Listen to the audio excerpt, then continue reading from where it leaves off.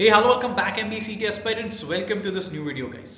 सो अभी दिवाली खत्म हो चुकी है एंड हमारे सबके दिमाग में यही है कि एमबीसीटी का प्रिपरेशन करना है, राइट। अभी अगर आप दिमाग में ये रख के चल रहे हो कि मेरे को 99 लाना है, I want to get good percentile, right.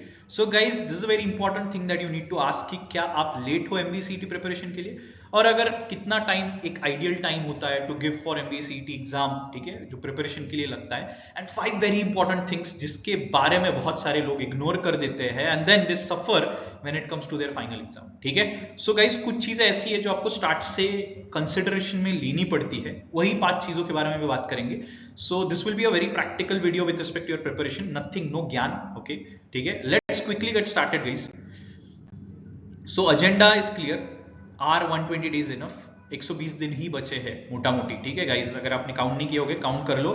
मार्च में हम कंसिडर कर रहे हैं इस बार सीईटी होगी, ओके। देन इंपॉर्टेंट चेकलिस्ट जो मैं बोल रहा हूँ, जो सबसे इंपॉर्टेंट पार्ट है इस वीडियो का।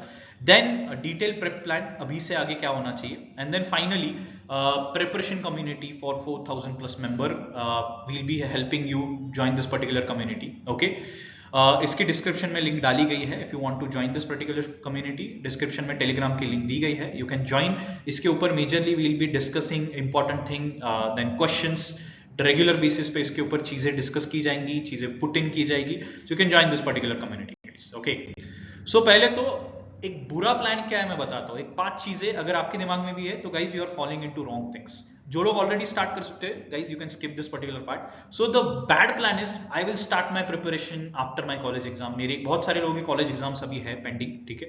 Then I will start when CET का डेट जब आता है तब मैं क्लास लगाऊंगा, तब मैं क्रैश कोर्स करूंगा।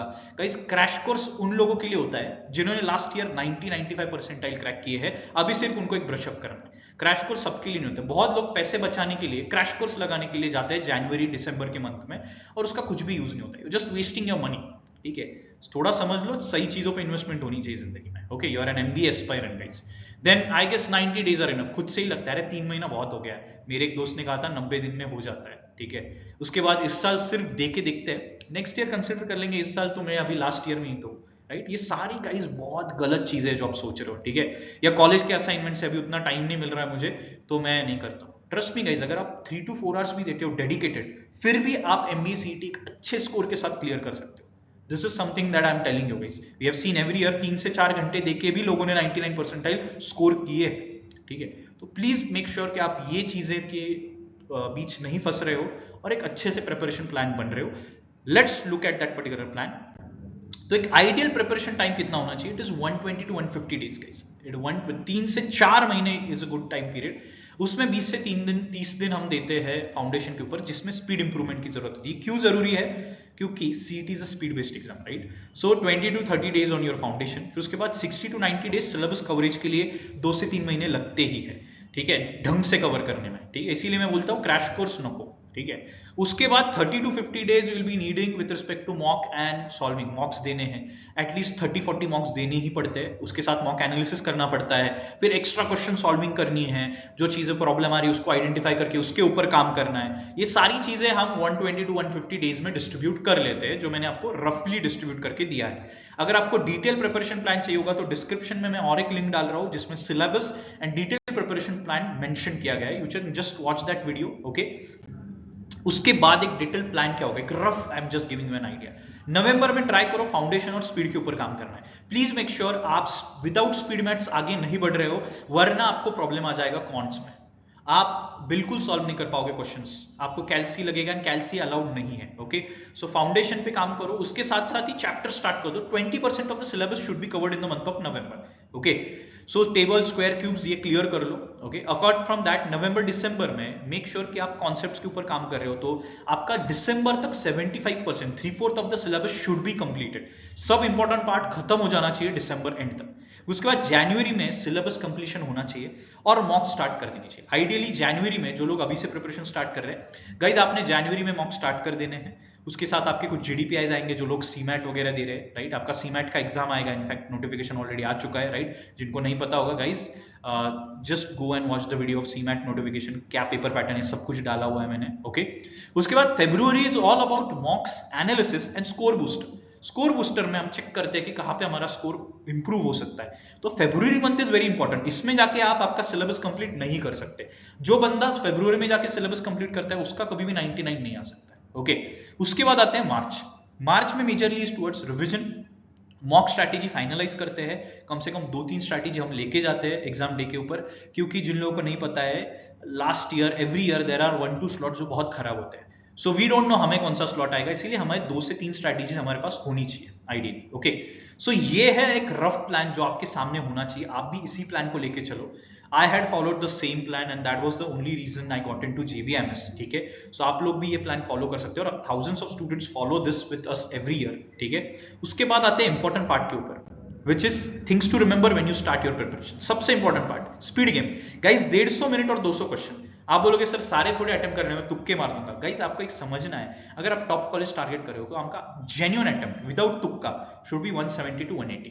तो 170 to 180 questions in 150 minutes, close to 50 seconds for each question. Just remember it is all about speed game and it's not just about maths. बहुत लोगों को लगता है मैथ्स ही एक स्पीड गेम का पार्ट होता है, नहीं।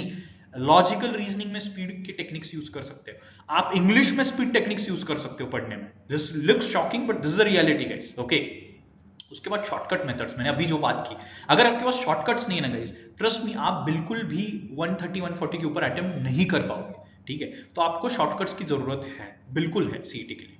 उसके बाद logical reasoning is the boss, ये समझ लो 50% of the questions in CET are from logical reasoning, 100 marks is for logical reasoning. जो बच्चे 80-90 स्कोर कर लेते हैं उनका ओवरऑल स्कोर 101% अच्छा आता है। सो लॉजिकल रीजनिंग को बिल्कुल लाइटली नहीं लेना, इसमें इसको तोड़ फोड़ कर रख देना। ओके, उसके बाद क्वेश्चन लेवल कैसे होती है सीईटी की, भाई इजी होती है, 70 to 80% of the questions are very easy, ठीक है। उसके बाद 20% around questions are moderate level और 10% मैक्सिमम ऐसे आएंगे जो डिफिकल्ट लेवल होंगे, ठीक है। सो 70 to 80% भी आप कर लेते हो फिर भी आपका स्कोर 150 टच हो सकता है। थोड़ा हिसाब लगाओ, अगर आपको कैलकुलेशन आते हैं, आपने 70 to 80% में कंसिडर किया, फिर भी आपका स्कोर 150 अराउंड आ सकता है। तो आपको वही दिमाग में रख के जाना है, आपको बहुत खराब प्लान नहीं बनाना है, ठीक है। उसके बाद focus on accuracy guys, CET is all about accuracy. मैंने 150 अटेम्प्ट किए और मेरे सिर्फ 100 राइट है, नहीं चलेगा ना, ठीक है।